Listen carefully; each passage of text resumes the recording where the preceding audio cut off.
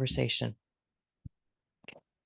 Hello, I am Deb Coviello, the Drop-In CEO, and as always, I am grateful that you've joined us for another episode where week after week I speak to the most amazing leaders who share their insights with you. And I know I will be inspired, and hopefully you as well. And just know we do this podcast because I sincerely care about partnering with the C-suite leader of today to help you navigate your challenges with confidence. And this week, it is my distinct pleasure to introduce to you Mark Beran, who is a medical device executive with diverse experiences in general management, domestic and international sales, business development, marketing strategy, and product portfolio management. He's developed distribution channels in US and global markets. He has the ability to delineate clear goals that focus the management team on top priorities to drive the organizational success. Recruited, managed, and development management teams that consistently exceeded revenue and profitable goals. Again, an amazingly successful career, but I'm not going to steal your thunder. Mark, welcome to the show. Deb, thank you so much. And thanks for the opportunity of participating in the show. So So do you want me to give you a little context on me? yeah, we will do that. And just Okay. so my listeners know, I mean, I am so grateful that Mark said yes. I am forever reaching out to CEOs, C-suite leaders of different industries, and I have not talked to many people in the medical device industry. So for me, it's a joy to learn not only about the industry challenges, et cetera, but also about his unique insights. So I will now hand the mic over to you and share a bit about yourself personally and professionally. Wonderful. Well, thank you again for the opportunity, Deb. So I'm Mark Beran, as Deb shared with you already. And my experience really is in healthcare and medical device. So have had a broad swath in that particular marketplace, really from startups to mid-market private equity-owned companies to large multinationals. So kind of the full gamut. So if I kind of take a step back, a little bit about me personally, I have three children, 27, 25, and 24. Recently divorced, unfortunately, but those things happen. And in terms of my background, started in the medical device space. I would say, I'd love to say it was really calculated, but a bit fortuitous. My father started a medical device company when I was in my teens, and I jumped into that really through high school and college. And so had the unique experience of taking in a marketing class and then going to a trade show and putting your marketing to work, which is always fascinating. That startup was a business called Respiratory Support Products that we ended up selling to a British multinational called Smiths. That company was involved in disposables in the healthcare space, primarily in the operating room. So Okay. products for an anesthesiologist to use to monitor your temperature during surgery. And we developed some unique intellectual property in the business. I started in sales and marketing in that business and actually built out a sales organization from the ground up, hired the first sales reps for the company when I was in my early 20s, and kind of built the organization from there from a revenue perspective where we had a very successful exit. And then I had a long career at Smiths Medical in various leadership positions, primarily in the sales and marketing leadership roles. So heading up sales, marketing, customer service, all of kind of the customer facing pieces of the business. Which is always interesting because you look at kind of how your life tracks along in your career. And I had the unique, should take a step back. When I went for my undergraduate, I got accepted to two local schools here in Southern California, USC for a business degree and UC Irvine for an engineering degree. And so kind of early on, I had to come to that inflection on which path do I want to go down. And I decided to go down the business path rather than engineering. Smart choice. Which puts you on a different track, right? So I think for me personally, it was a good choice because it fit my goals and I think my personality, and so it worked out well for me.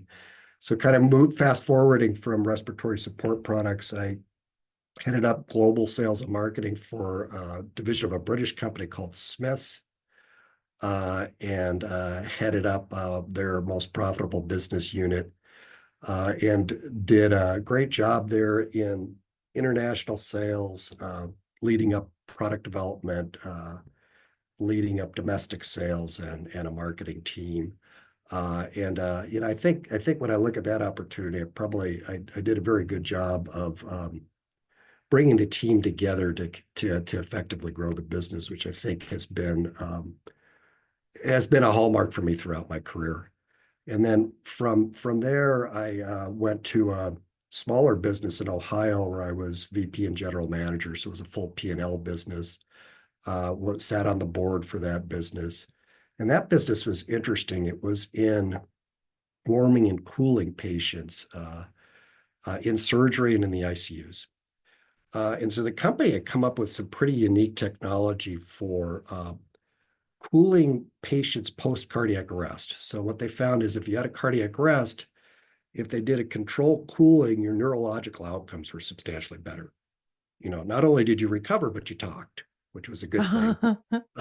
Wow. And so I really pivoted that company to focus on that market space. And in my 3 years there, we nearly tripled revenue. We took the company from a negative operating income to a very positive operating income. And we took the gross margin and it improved it by 1,600 basis points in a 3-year period of time. And it was all through getting the right team together, getting the right focus in terms of a market opportunity, and building kind of all the key pieces to drive the business. And that's kind of been my mantra throughout my career, is really understanding opportunities and then understanding all the different pieces that are critical to maximize those opportunities. Um, from there, took a senior VP of sales and marketing role for a company called Posey, actually out here in Southern California. It did much the same thing, really regenerated the product pipeline, worked to put together some good clinical support for the product. And you have to look at what the opportunity is and where the needs are. And that company in particular had some real cultural challenges, and I kind of had to clean house at first, which is tough to do new in your role, but sometimes necessary. I've had to do that a number of times in my career as well, where you really assess the team quickly and say, do you have the right players? Do they actually want to be here? Do they have the right skill sets to drive where you want to take the business? And I think those are all key elements of a strong leader. And then more recently, I've done work with mid-market private equity companies. So I worked for a company, general manager of a business called Gamar Industries that, really about a month into the role, my role became helping position the business for a sale to our largest customer. And so myself and the balance of the management team and the private equity sponsors, moved that business and we sold it to Stryker. So we had a very successful exit selling that business to Stryker, which is a little player in the healthcare and medical device space, but a great exit for the team. And then I took that experience and went to a company called Tidy, where I was chief commercial officer, and did much the same thing. Led a team that increased revenue by nearly 70% in 5 years and doubled EBITDA in that time frame. And by the way, we managed 2 successful exits for the business. So we were private equity owned. We sold to 2 different sponsors in that 5-year period of time. And then now I'm doing more consulting, really working with early stage companies that maybe have a good technology, have light revenue, but need to find a partner to get them to market. So working on a kind of acquisition strategy and positioning business for acquisition. I do work for companies in business development. We're really helping them kind of understand where their opportunities are and where to maximize revenue. And then I'm a partial owner in a business here in Southern California that makes disposables for, coming back full circle of my career, makes disposables for monitoring temperature during surgery. So Oh, how funny. that's a little cut on me, Deb. And it's fascinating to see how people's journeys move from here to there. And it just felt like everything just naturally had the next opportunity fed into the next opportunity. And it sounds like it was a seamless career. And by the way, um, engineering is a really tough tough curriculum. So you pick business. It sounds like it has served you well. But what I want to know is, and I notice you're very reflective. You kept using in your language, I reflect back. And if I had to reflect on this, you seem to be a very reflective person. And so I want to go into kind of what gave you the most excitement in all of that? Because while you went into a business, there was a challenge, there was an opportunity or a mission, and you did it and you turned it around, and then you went on to the next one and the next one. And I'm sure there were challenges, but what are you most passionate about? What did you love most about these opportunities? Because I think that's where the nuggets are in your very accomplished resume. Well, I appreciate that. I think for me, the turnaround opportunity was the most exciting. Mm, So when I had it's interesting when you go into that dynamic because a lot of times it has nothing to do with the company and the product. It has everything to do with the team, yes, right? I And agree. the team was beaten down. They Wow, just that's good word. really didn't couldn't see the potential for the business, had lost confidence. And so that particular business, and it's interesting too, your I think if you're a seasoned leader, your leadership style changes based on the business needs. Yeah. So in that particular business, my first year, I know I varied from my most comfortable leadership style. So I was much more probably authoritative versus coaching up front, Hmm. but I had to be. So I had to make some organizational changes, get the right people, and some of the right people on the right seats in the bus were people that were already there. They were just doing the wrong things. So as you Mm, started to suss out and assess who the people were and where their skill sets were and where you wanted to take the business, that you could get them into the right slots. And that's actually the business where we discovered that the business actually had technology for an emerging market, which was this therapeutic hypothermia market. And I built a team to go after that, and that was a lot of fun. So we started off, kind of getting the key opinion leaders in that space, getting them engaged in what we were doing as a business. We ended up towards the end of my tenure there actually facilitating a key symposium on the emerging market, the emerging applications for that technology. We're really at the forefront of it. And the results followed. So the getting the right team in place, developing a strategy that the team participated in developing, holding the team accountable to delivering the milestones on that yeah. strategy. That was all a lot of fun. And so I enjoyed that experience and then seeing the results, right? So you got the right Hmm. team in place, you got the roadmap in place to execute, you understood the pillars of the business. And the last thing is communication of that, well, maybe not the last thing, maybe the most important thing is Hmm. communication of what that strategy is. So in that particular business, you could walk on the production floor, you could take the lowest paid worker on the floor, and they knew exactly what the goal of the business was. What do we want to do with the business? And when you have that sort of ownership from the floor up, you can accomplish a lot. So I love these stories because it validates the same experiences that I've had in business. I mean, when you use those words beaten down, Diff, I don't know, for those of you watching on the YouTube channel, my eyes rolled because that's what I see what leaders often do is they have certain objectives, the stakeholders are counting them, certain bottom line results, and they beat the people to get the results. And you might get them for a quarter, but then the next quarter something changes, you're not getting the results, and then you beat the people again to get the result, which is not a sustainable model.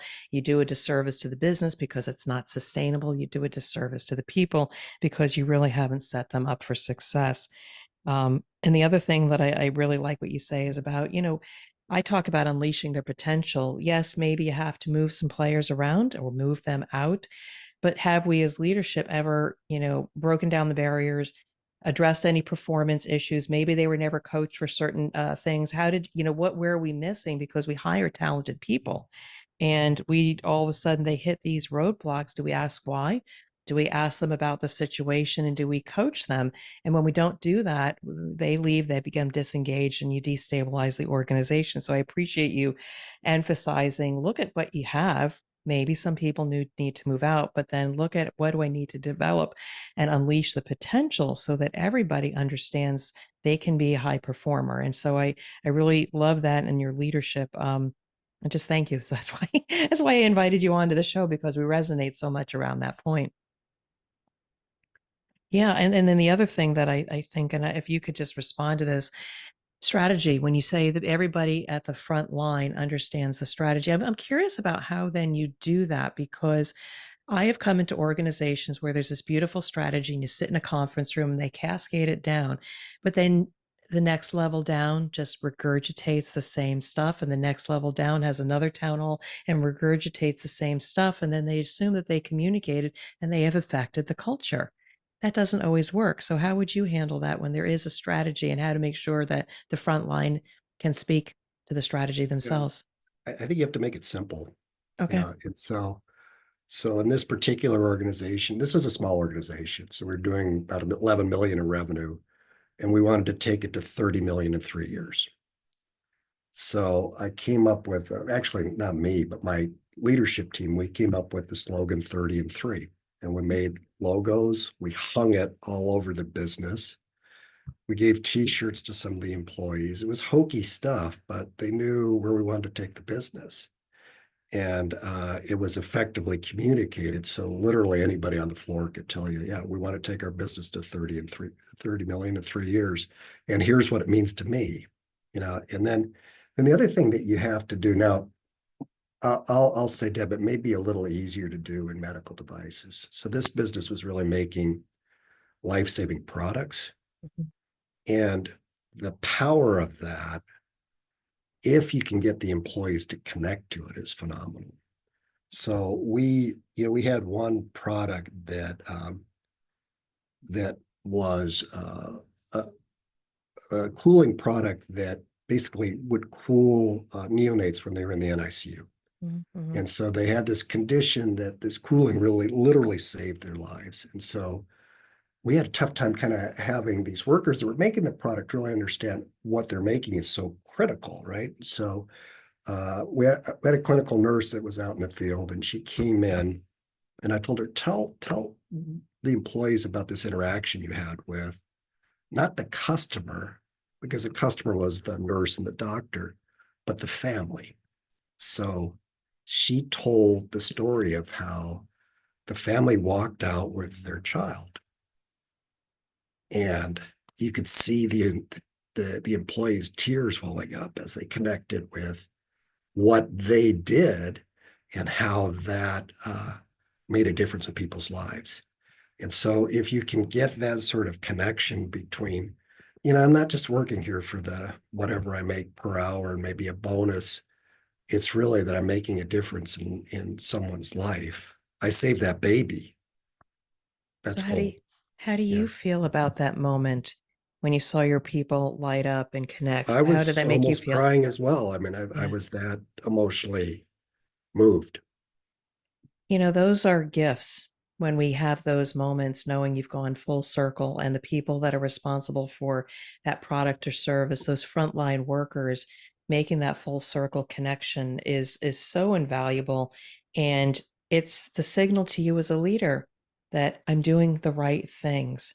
And I know Right. that we will get 30 and 3. Right. Exactly. Yeah. Yeah, I tell a story sometimes on these shows where I was a quality engineer trying to make process improvements. I was in the chemical fragrance industry. We had customers upset at us, and we had to go through a lot of engineering changes and improving our processes and training and retraining the people so Hmm. we wouldn't make the same mistake again. And we were videoing the supervisor describing what our new process should be as part of a training video.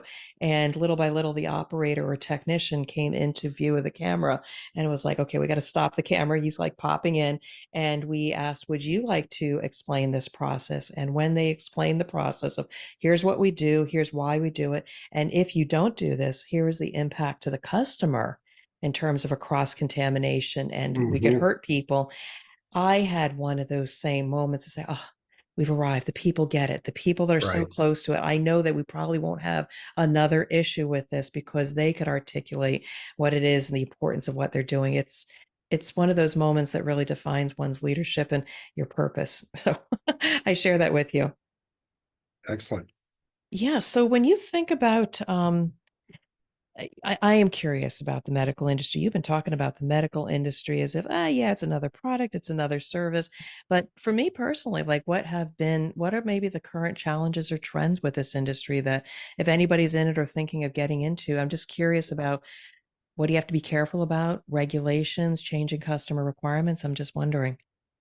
Yeah, I mean, the big buzz in like everything, right? The big buzz in healthcare and medical is AI, right? And Okay. so, how is AI going to impact the business? I was reading just recently reading up on AI and even from an FDA regulatory perspective, there's real challenges on how to manage it because it's moving so quickly and evolving. So I think from an engineering perspective and from a marketing perspective, if you could really understand that and how to harness it effectively, that's an opportunity. And then, recently because of political, the elections, the what's going to a lot of medical devices are made in China, right? And so what is going to happen with tariffs and those sorts of things that may or may not impact the industry? It's interesting. I saw the CEO of Medtronic trying to field a question on how tariffs will impact Medtronic, the largest business in healthcare or Mm, medical device. right. And he didn't really have a good answer. He said, we're modeling different options, which to me says, I don't know at this point. And so if you have the CEO of Medtronic that's a little unsure of what that dynamic is going to look like, then that's running a small to mid-size company probably has even more challenges. Um, and then you say, well, maybe for somebody entering the industry, what should they be Hmm. doing? And I think I'll talk about it from a sales and marketing perspective because that's maybe where Okay. my depth is. But I would say that they really have to understand, and particularly in marketing, managing data. So understanding how data impacts their business because it's very easy to look at marketing unless you can really articulate what the return is on it. It becomes an expense that is easy to reduce in a line item budget. Mm. So trying to really get your arms around, as you put expense forward, what does that translate into? Having the right KPIs in place to really understand how it drives business. Yeah, and that's where I see some businesses fall short. They're always looking for the typical ones and the lagging indicators versus the leading indicators. I mean, I'm Right, just like thinking out loud here with AI. Let's just talk about it from a risk and opportunity perspective operationally. Like what technology is out there? How can AI actually help improve our operations? Maybe there are certain functions where we can leverage AI to speed up what we do and then repurpose talent into areas where maybe we need to be more customer focused or research. right, And then you can go through the same analysis. Okay, what are the risks? What if we get the wrong information from that? What's this? And what is our, I don't know, risk recovery plan in case AI produces information that is not accurate or trademarked or something like that? I mean, I think it's a matter of leadership. Whenever there's a disruption, we need to, as a leadership team, come together, leverage your insights, having been a seasoned professional. What have you seen in the eyes of uncertainty? Leadership can still lead by asking the right questions and assembling the right people. You're right. better prepared than if you'd absolutely do nothing. Absolutely. So there, plug for Mark, hire or contact Mark. But you have so much experience in sales and marketing and just business in general. If there was somebody out there that wanted to leverage your expertise, where are they at right now in terms of a business? Because if there's somebody out there in the medical profession or supporting the medical profession, I want them to recognize your value and what you could do. So talk to me about the ideal client or situation that might be able to leverage your value. Yeah, for me, it's probably one of two things. One that's looking at just kind of overall strategy, Hmm. Hmm. so from let's say from a commercial perspective, how do you structure the organization properly? I've had a lot of experience in that. Hmm. I think I can really drive value in that particular front. I've done work with smaller businesses that are trying to find the right partners, either from an acquisition perspective or from a go-to-market perspective. I think I've got some real skill sets to help with that.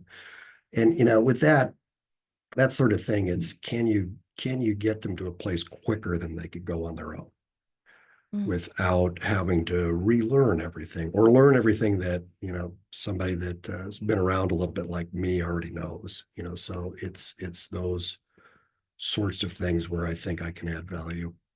And that's where you and I are similar because I've got 30 plus years experience Yeah. and I can probably answer the problem, develop a strategy and a tactical execution a little bit faster than if you do it from home. And I often talk to leaders if you're starting to feel a little uncomfortable or aware that something is changing or you don't have the capability or capacity, call Mark, call Deb, or maybe we can refer you to somebody else in our network because don't do it alone.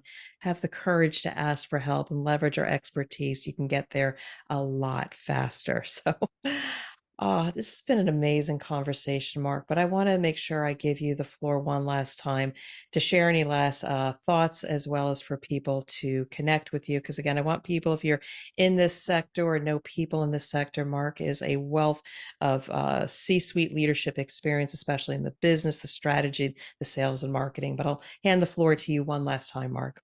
So just a quick question is, would I share contact details at this point or what? Yeah, any way that you want people to connect, whether it's on LinkedIn, a website, even an email address. I've had people give their full home address and their phone number, whatever you feel most Yeah, appropriate. so I'll give my email address. So it's Mark, Mark, V as in Victor, and then Beran, which is B as in boy, ERAN, at gmail.com. And in terms of how, feel free to ping me. I'm a big believer in what goes around comes around. So, even if I'll definitely pick up the phone and call, and hopefully I can help. All right. Well, I am just grateful that I found you. You agreed to say yes to drop in on the show. I think your insights are wonderful. They're very much aligned to my brand. And I just want to say thank you for being an amazing guest. And I wish you well and continued success.